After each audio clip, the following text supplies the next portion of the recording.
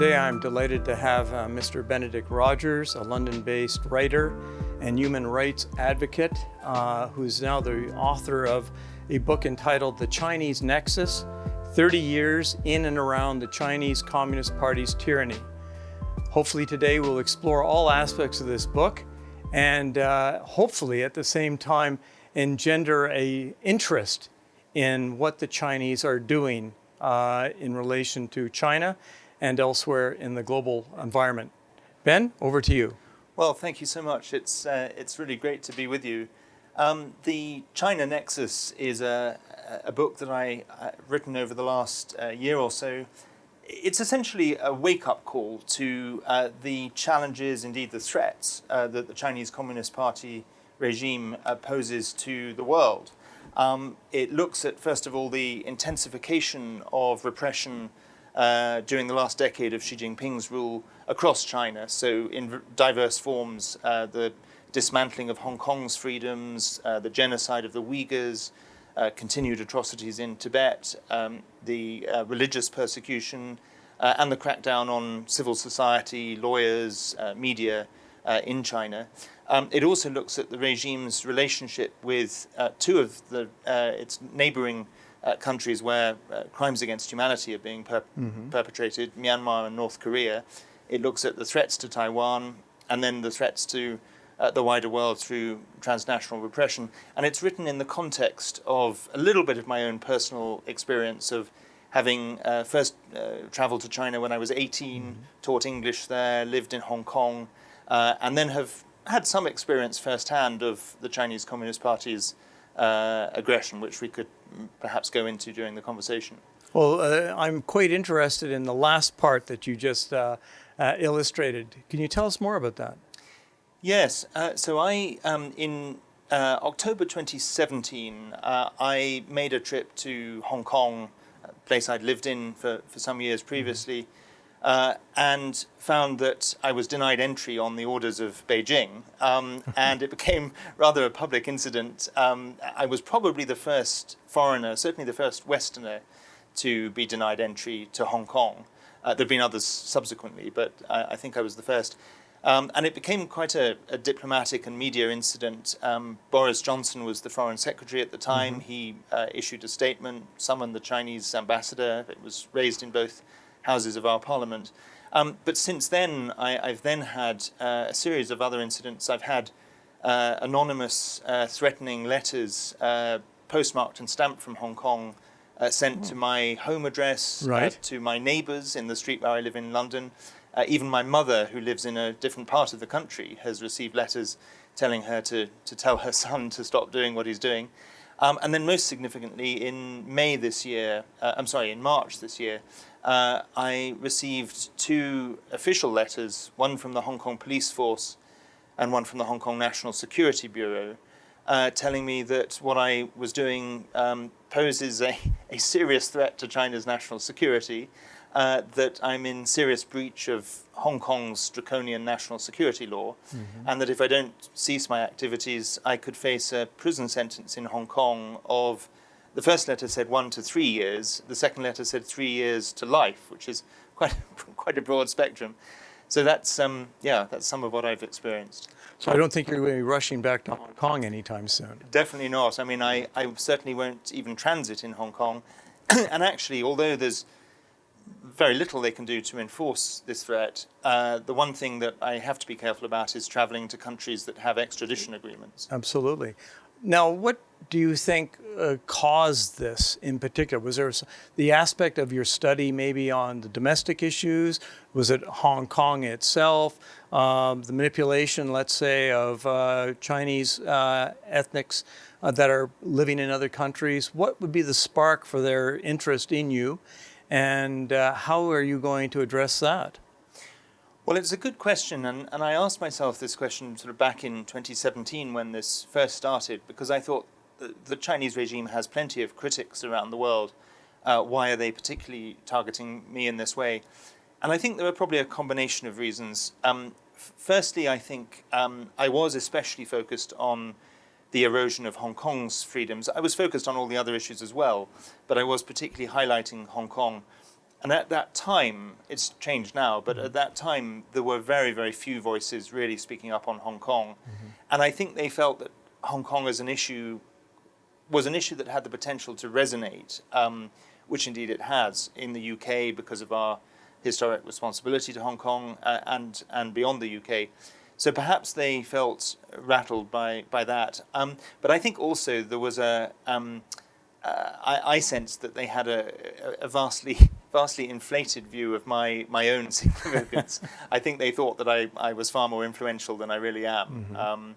But I also think it illustrates the insecurity of the regime in Beijing, that it should invest so much time and effort in one individual in London who has very limited resources, and all I can do is raise a voice, but that's enough to make them feel nervous. Well, knowing that Hong Kong is undergoing an oppressive time, if I can use that term, where do you see this going? Do you see this being assimilated totally within the Chinese mainland, or do you think the Chinese government, the PRC, is going to allow them to carry on in some sort of freedom on the political side? I think Hong Kong's freedoms have almost entirely gone already. So politically, I think Hong Kong is already a city that is directly controlled by the Chinese Communist Party and will increasingly become just another Chinese city. I think the Chinese regime will probably try to maintain a veneer of what they call one country, two systems in an economic sense. So they will probably try to do their best to keep Hong Kong as an international financial center. But even that, I think, is threatened as it loses its freedoms, its rule of law, its transparency. And what of the Uyghur situation in China? We hear all sorts of issues relating to intermarriage, forced intermarriage. We hear of, quite frankly, the concentration camps and re-education camps. Can you speak to that? Yes, I mean, I think the Uyghurs have been persecuted by the Chinese Communist Party for decades, but it has really intensified in recent years. And the picture that has emerged over the last 5 or 6 years is of, as you say, concentration camps, of slave labor, of severe religious persecution. I mean, Uyghur Muslims who fast during Ramadan, who abstain from eating pork or alcohol, who have a beard of a certain length, by all accounts are thrown into these prison camps. There's also a policy of Chinese Communist Party officials moving in with Uyghur families. So imagine, you're in your home and a stranger turns up and says, I'm here to live with you. And their job is to just monitor your activities 24/7. And it has increasingly been recognized as a genocide. Both the Trump administration, in fact, on its last day, right. Secretary Pompeo's final act was to recognize it as a genocide. Antony Blinken agreed with that and maintained that position. Several parliaments have done the same. And there was an independent tribunal at the end of last year, chaired by Sir Geoffrey Nice, a very prominent British barrister who had actually been the prosecutor of Slobodan Milosevic, so someone who knows atrocity crimes when he sees them. And that tribunal conducted a very extensive inquiry and came to the conclusion also that it is genocide, particularly on the count of the campaign of forced sterilizations and forced abortions. So yeah, it is. I mean, whether people recognize it as a genocide or not, certainly it is very serious atrocity crimes and one of the worst tragedies in the world today. Recently, as you're well aware, President Xi has basically extended his, shall we say, time as leader of the Communist Party, and in turn the PRC. What is your take on this? Well, it is a real departure from the established pattern over the last few decades since Deng Xiaoping, where there were term limits and the head of the party changed every 10 years or so. And it means that it's almost a return to the Mao era of the cult of personality, the single dominant leader. It's quite likely Xi will be leader for life if he wishes to. And I think it also represents an increasingly aggressive nature of the party, and I think we will have worse to come under Xi because of this. In your book, do you basically look at the influence in the West of some of the Chinese intelligence methodologies and how their government is trying to garner influence within the West in the academic community, in the body politic, amongst the diaspora? I do, to some extent. I look at the work of the United Front Work Department, which is the Chinese Communist Party's entity that controls all of its influence operations. I look at the role of Confucius Institutes in our universities, which I think are extremely dangerous and a real threat to academic freedom in our own societies. And I look at some of the Communist Party's influence on politicians in our different countries. I mean, there are others who've written about these issues in greater depth, but certainly I touch on them. And where do you see the Chinese strategically in the next 5, 10, 15 years? I think the Chinese Communist Party regime under Xi Jinping, its goal is very clear. I mean, he's described the China dream, and that is a clear ambition to dominate the international community, to subvert the international rules-based order through both economic influence and economic coercion, as well as political, diplomatic, and even military strength.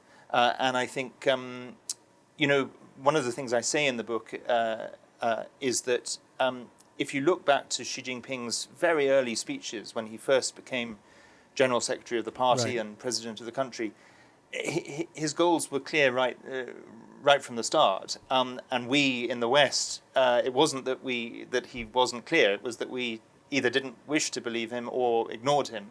And it's only recently that I think countries are starting to wake up to the challenge that China under Xi Jinping poses. Now, in your title, you focus on 30 years. Why 30 years? So 30 years is because I first went to China in 1992 when I was 18 years old, and the book has come out this year. I wanted to. One of the things I wanted to come through the book is that I am not at all anti-China. I'm anti the Chinese Communist Party. And so I draw in the early part of the book on my experiences as an 18-year-old teaching English in China, making a lot of friends in China, and trying to convey my love for China as a country, as a people, as civilization. But then charting how, I think another reason I look at the 30 years is I chart how in the 90s and early 2000s, there was a sense, and it was a sense I shared, that although the Chinese Communist Party was and always has been repressive, China was beginning to open up, not only economically, but there was a degree of limited liberalization as well. There was some limited space for religious practice, for civil society. I met, for example, Chinese human rights lawyers who were defending human rights cases in Chinese courts. And they told me that, yes, there were red lines they couldn't cross, but within those red lines there was space they had to operate in. Well, all of those, under Xi Jinping, all of those lawyers have literally disappeared, and that space has disappeared with it. So the 30 years is both a sort of personal connection, but also looking at what has changed during those 30 years, and that is that China has become a much, much more repressive place at home and a much more aggressive place abroad. There's a question here of what's going to happen should it becomes more repressive.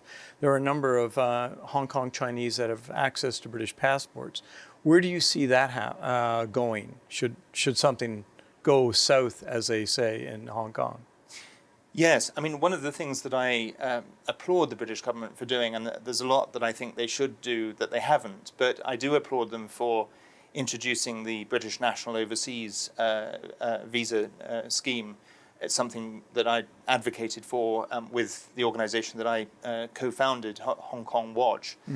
From about 2018, we started advocating for it. They introduced it in 2020 in response to the very draconian national security law. And it offers potentially up to 3 million Hong Kongers a pathway to freedom in the UK. Now, I don't think anyone expects as many as 3 million to take it up, but so far over 150,000 Hong Kongers have come to the UK.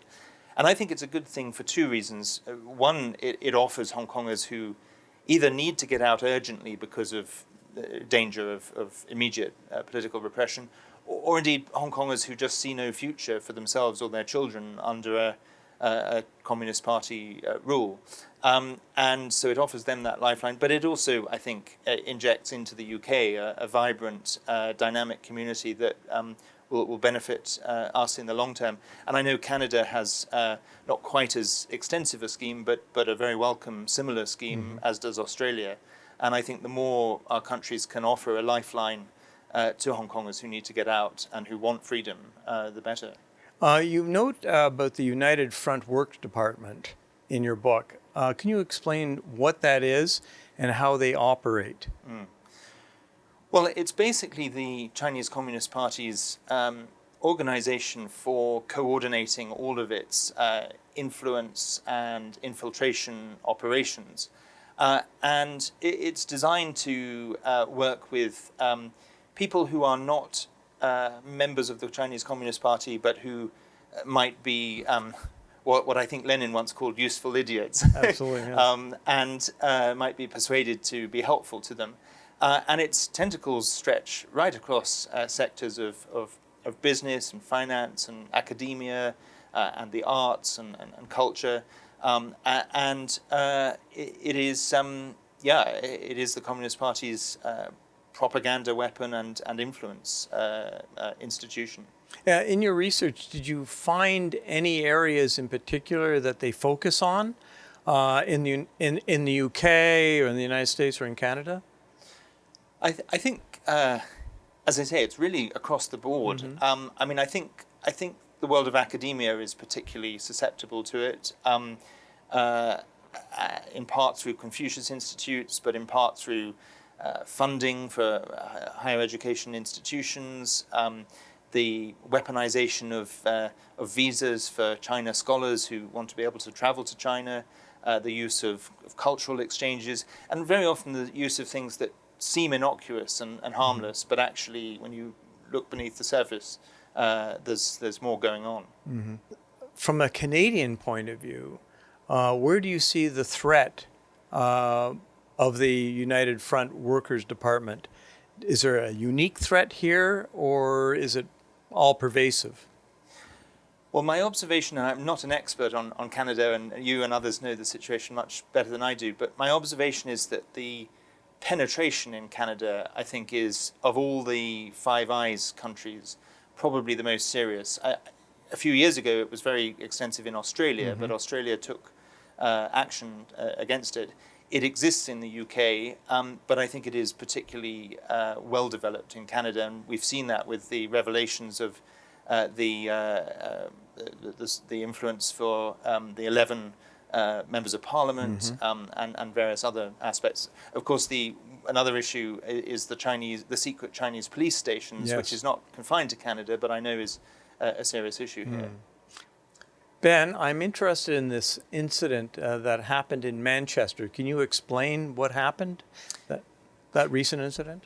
Yeah, it really was an extraordinary and shocking incident. What happened basically was that on the opening day of the Chinese Communist Party's 20th Party Congress in Beijing, a group of Hong Kongers living in Manchester held a totally peaceful protest outside the Chinese consulate, which they often do. It wasn't an unusual thing. They had a few banners outside which were saying perhaps some not very complimentary things about Xi Jinping, but again, that's not unusual. And the Chinese Consul General himself, together with 3 or 4 consular staff, came out of the gates of the consulate, firstly tore up and pulled down the banners and placards, then started to seriously physically assault, beat up some of the Hong Kongers on the street outside the consulate. But then the worst part was they managed to drag one young Hong Kong man called Bob Chan, who I actually met a few days later, through the gates of the consulate, so he was on consular territory, continued to severely assault him. And the consul general himself, and this, I think this is a very visual and pretty gruesome symbol of just the inhumanity of this regime. He pulled the hair of Bob Chan, whilst one of his consular colleagues stuck his fingers in Bob Chan's eyes. And the British police, the Manchester police, who had arrived on the scene, I mean, they initially had the dilemma of could they enter consular grounds. In the end, they did, thank goodness, and pulled Bob Chan back out. And he says if they hadn't done that, he would have feared for his life. The British government, I'm sad to say, is so far being very slow to act. They did summon the charge, the ambassador apparently was out of town, so they summoned the number 2. But in my opinion, and the opinion of many parliamentarians who've raised this several times in Parliament in the last month, they should expel the Consul General and all other consular staff who were involved, because you can't have diplomats carrying out blatant acts of violence like that. The government's position is they're waiting for the police inquiry to conclude before they decide what action to take. In principle, that's understandable, but it's it's now over a month, and one has to ask, where's the police inquiry and where's the diplomatic action? Well, I'd like to move from geopolitically from Manchester to Taiwan. There seems to be a constant discourse going on in Western papers, and indeed by threats of China, of a potential invasion of Taiwan. Can you talk to that and the issues surrounding Taiwan? Yes, I mean, I think that if you'd asked me 10, perhaps even 5 years ago, whether an invasion of Taiwan was likely, I would have been more skeptical. I would have, of course, known that the Chinese regime has always made its long-term desire to gain control of Taiwan very clear. But I always thought that military action was less likely. I think Xi Jinping, because of the increasingly aggressive foreign policy that he's taking, I think also because of what's happened in Ukraine, I think his ambitions, and of course the lack of consequence for what he's done to Hong Kong, the fact that he hasn't been sanctioned, nobody, apart from a few sanctions from the US, no other country has sanctioned the Chinese leadership for breaking an international treaty over Hong Kong.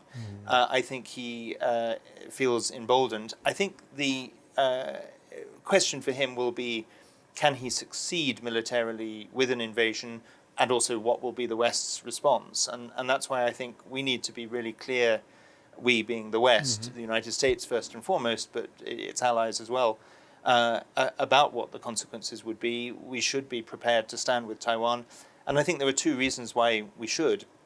The first is that Taiwan is a vibrant democracy.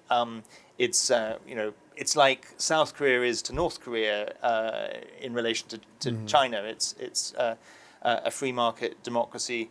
It shares all of our values, and if we allow China to just walk in and take it, then will China stop there? That's the first point. But I think secondly, economically and strategically, it's absolutely vital. It's the major producer of semiconductors in the world today. So if the Chinese regime got its hands on that, semiconductors are what power this very transmission and all our phones, all our electronic gadgets.